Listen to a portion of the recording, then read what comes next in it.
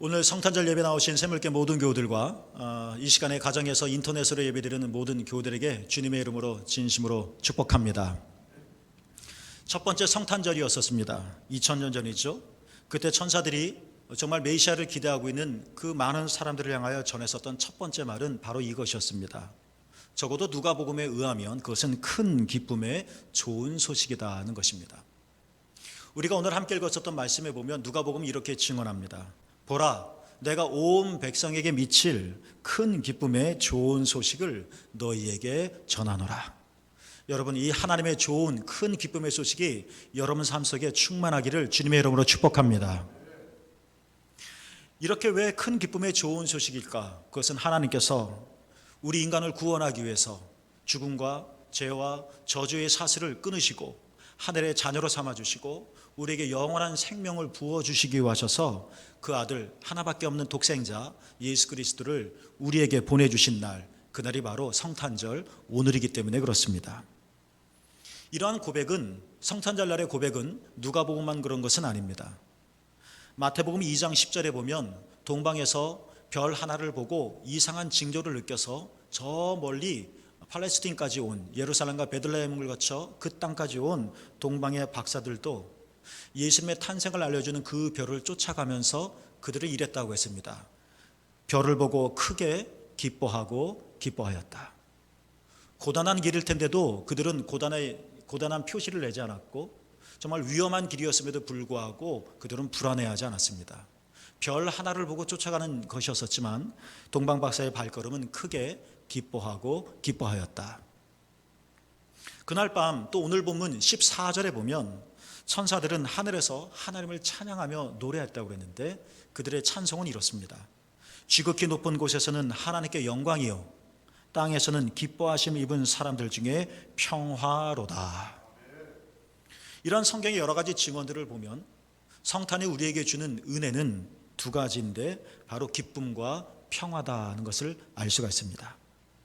예수님이 이 땅에 오실 때 그 예수님을 우리가 믿음으로 고백하고 우리의 영혼 안에 받아들일 때 그 구원의 증거가 우리에게 나타나는 것인데 그 두 개의 증거는 바로 기쁨과 평화인 것이죠.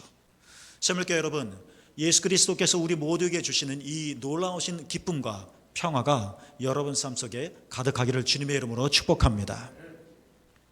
1735년이었습니다. 존 웨슬리 목사님이 미국 인디언에게 복음을 증거하기 위해서 57일 동안 배를 타고 대서양을 건너간 적이 있었습니다. 57일 동안 여러 번의 태풍이 있었지만 그의 일기를 보면 크게 3번의 풍랑을 만났다고 했습니다. 그 3번의 풍랑 중에서도 특별히 10월 달에 만난 풍랑은 이루 말할 수가 없었다라고 했었죠. 자그마치 12시간 동안이나 비바람이 몰아쳤고 천둥과 번개가 치고 큰 돛이 찢어졌습니다. 배가 출렁거려서 배에 타고 있었던 동료들은 바닥에 넘어지기 일쑤였습니다. 웨슬리는 이 두려움 때문에 기도하고 성경을 읽고 그랬지만 예배를 드리고 성찬을 주었었지만 그러나 웨슬리는 고백했습니다. 그럼에도 불구하고 나는 죽음에 대한 두려움과 마음속의 불안감을 감출 수가 없었다. 기도하고 찬송을 하였었지만 이러다가 내가 물에 빠져 죽는 것은 아닐까? 배가 뒤집혀 내가 끝나는 것은 아닐까? 하는 이 두려움이 웨슬리 목사님의 마음을 사로잡았던 것입니다. 한참 이렇게 두려워 떨고 있을 때 어디선가 배 한쪽 구석에서 참으로 평화로운 찬송 소리가 들렸습니다. 같은 배에 타고 있었던 모라비안 교인들이 그 시간, 그 상황에서도 모여서 저녁 예배를 드리고 있었던 것입니다. 그들은 비에 젖었습니다. 그들은 바람에 넘어졌습니다. 그런데도 그들은 찬송을 멈추지 않았습니다. 너무나 놀라웠습니다. 그래서 웨슬리가 그들에게 찾아가서 물었습니다. 아니, 당신들은 두렵지 않습니까? 그러자 한 지도자가 이렇게 말했죠. 네, 우리는 두렵지 않습니다. 오히려 우리는 하나님께 감사할 뿐입니다.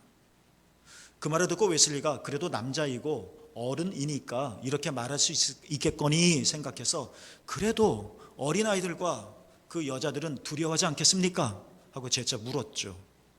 그러자 그들은 이렇게 말했습니다. 네, 우리 중에 있는 여자들이나 어린아이들도 죽는 것을 전혀 두려워하지 않습니다.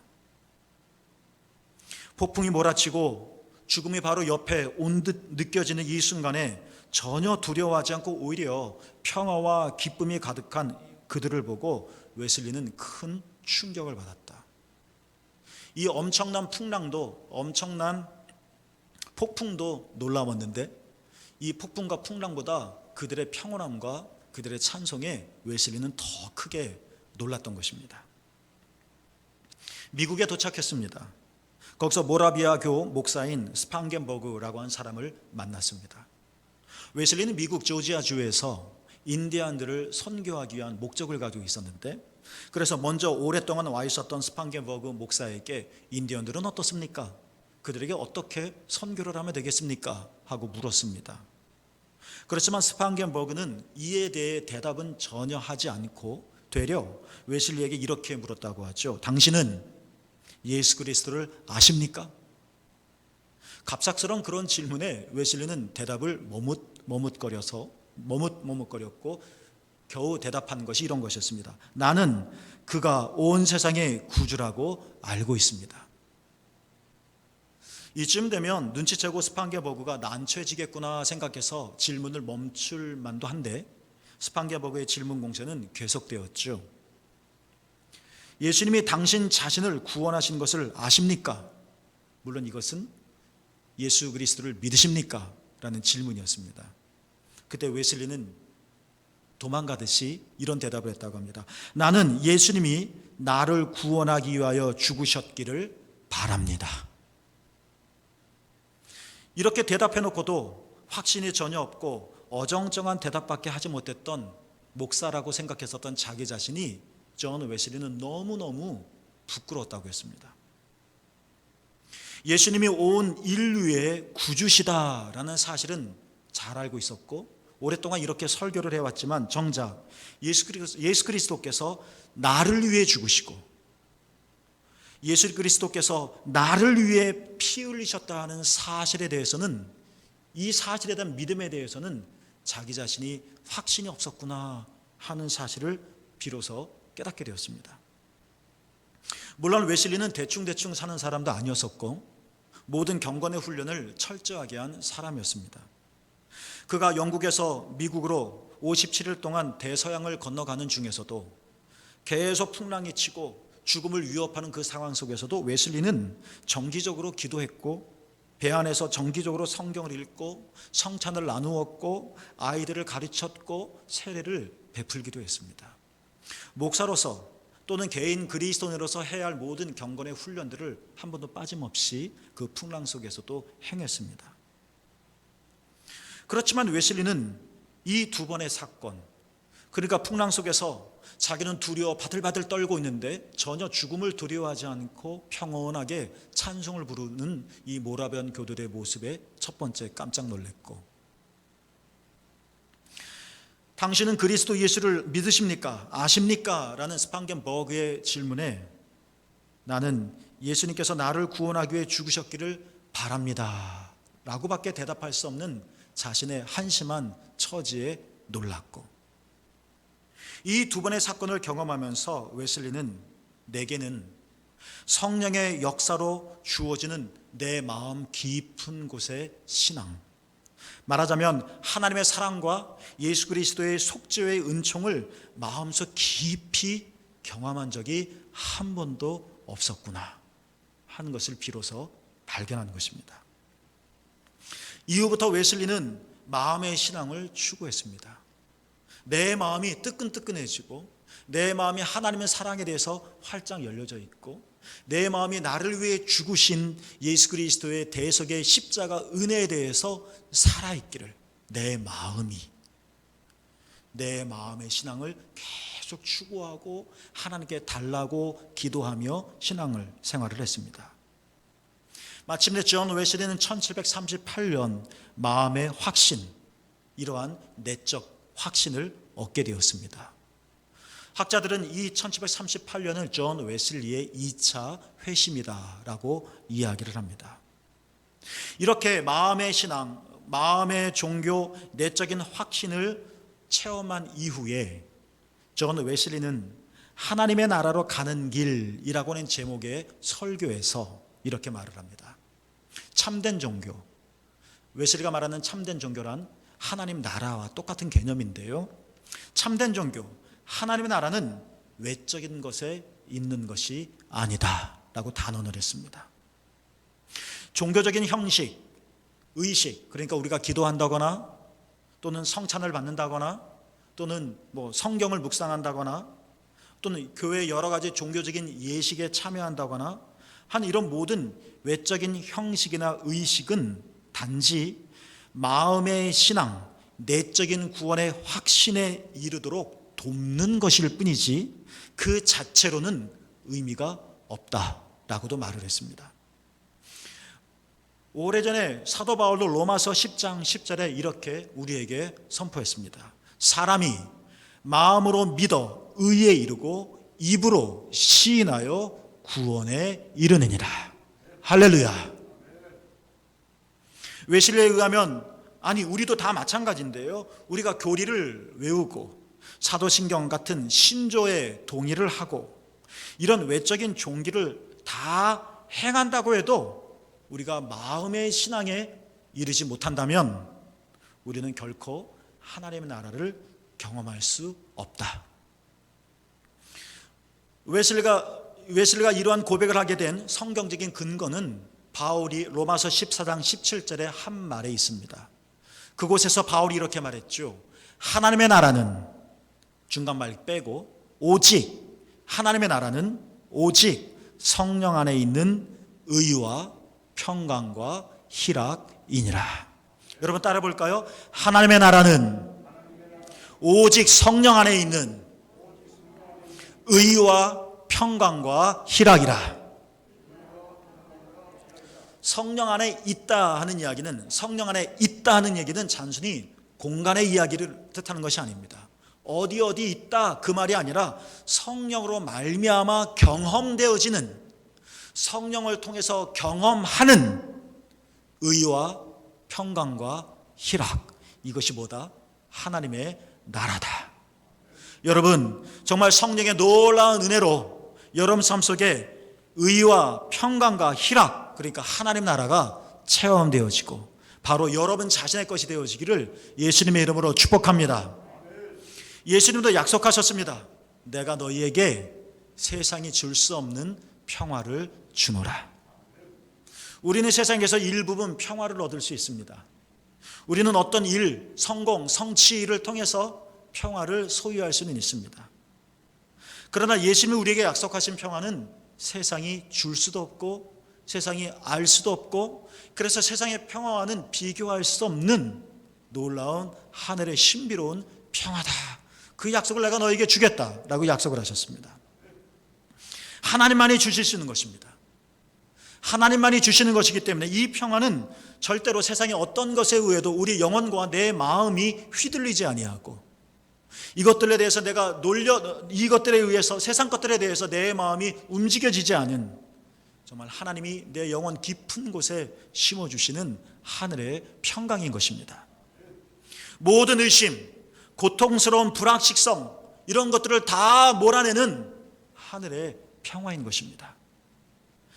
산이 흔들리고 풍랑이 치고 삶이 왜곡되어지고 여러 가지 내 인생 속에 어려움들이 있지만, 그것 때문에 내가 신음하고 이것 때문에 내가 혼동스럽고 아파하지만, 그러나 예수님께서 우리에게 주신 이 평화는 이 모든 것들을 깨끗하게 몰아내는 하늘의 신비한 은혜라는 것입니다. 하나님의 진노에 대한 두려움, 지옥과 마귀에 대한 두려움, 죽음에 대한 두려움, 실패할 것에 대한 두려움, 기타 내 영혼이 갖는 모든 내 영혼을 파괴하는 이 두려움, 사단이 주는 두려움, 이 두려움을 쫓아내는 평강, 이것이 바로 예수 그리스도를 통해서 하나님께 주시는 평화인 것입니다. 이것을 우리가 어떻게 할 수 있느냐?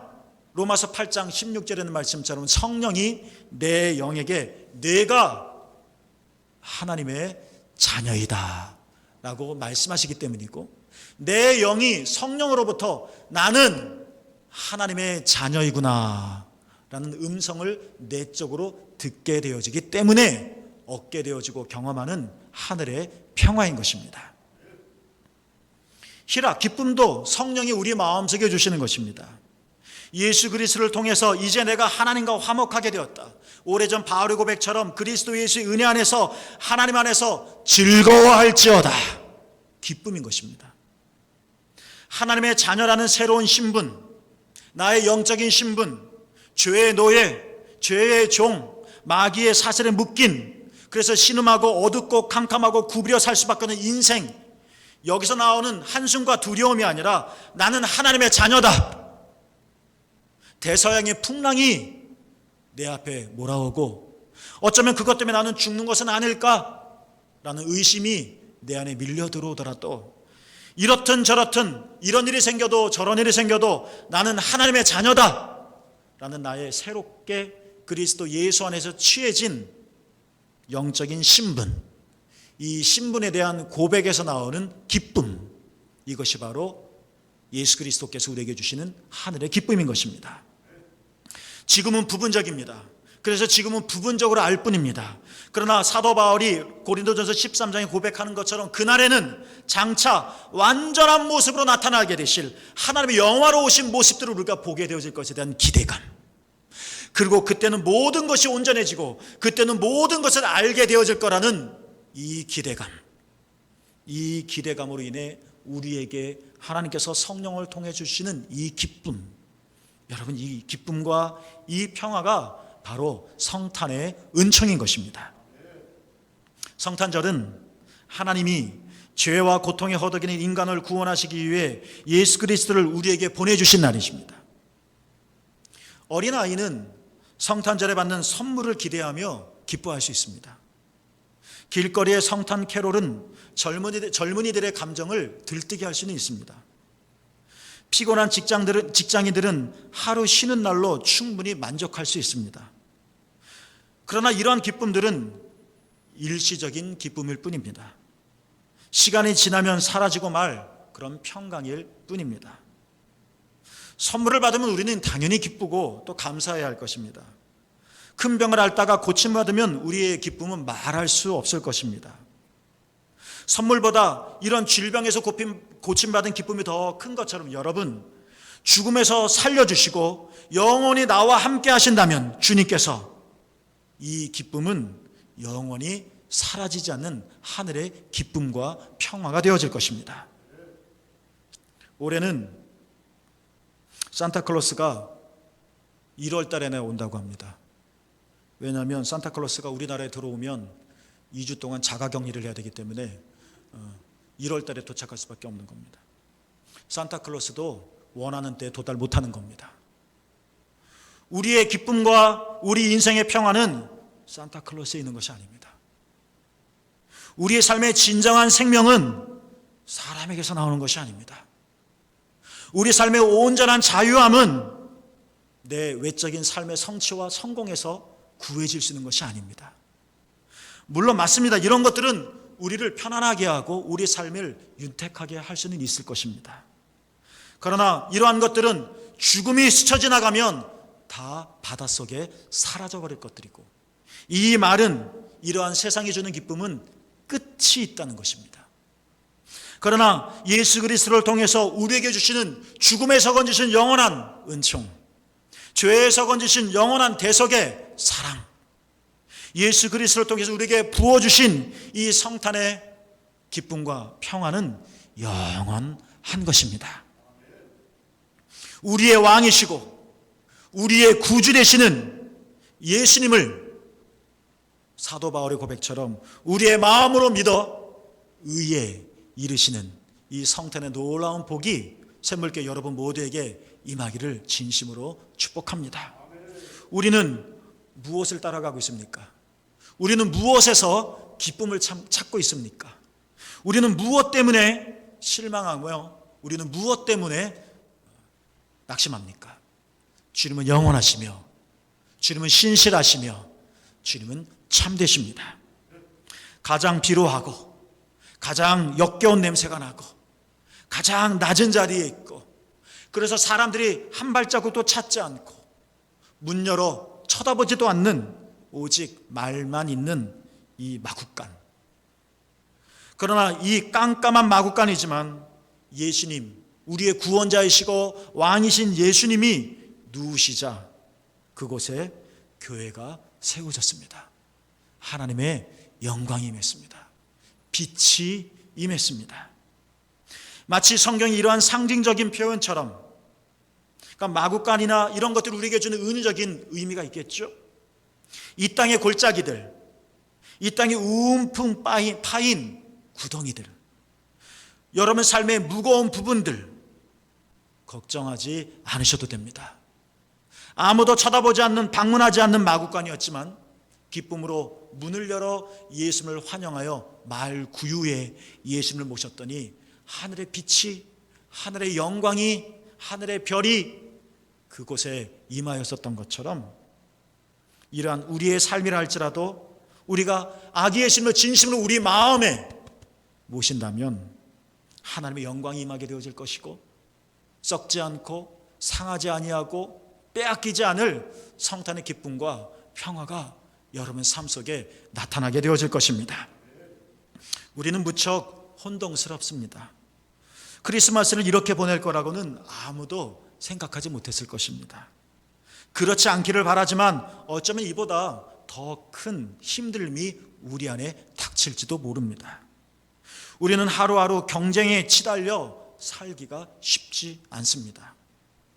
학생들은 공부하느라고 어깨가 무겁고 직장인들은 돈 버느라고 삶이 어렵습니다.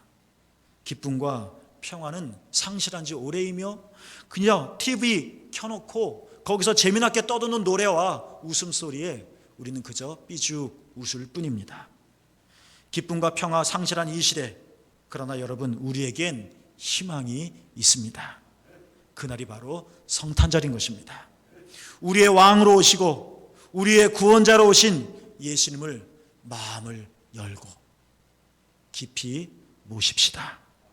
그분이 우리의 삶 속에 그 중심에 들어오시면 대서양의 사나운 풍랑도 우리를 삼키지 못할 것이고, 마구간의 그 우리의 참 깝깝한 우리의 삶도 우리를 점령하지 못할 것입니다. 오직 하늘의 기쁨과 평화가 우리에게 넘치게 되어질 것입니다. 선물교 여러분, 2020년 힘 많이 내시고 어려운 1년을 사셨지만 주의 은혜, 눈을 들어 하늘을 바라보며 주의 영광을 마음속에 받아들이시면서 잘 이겨내 마무리하시고 2021년 성탄의 은총과 기쁨으로 평화로 승리하시는 선물교 모든 교우들 되시기를 예수 그리스도 이름으로 간절히 축복합니다.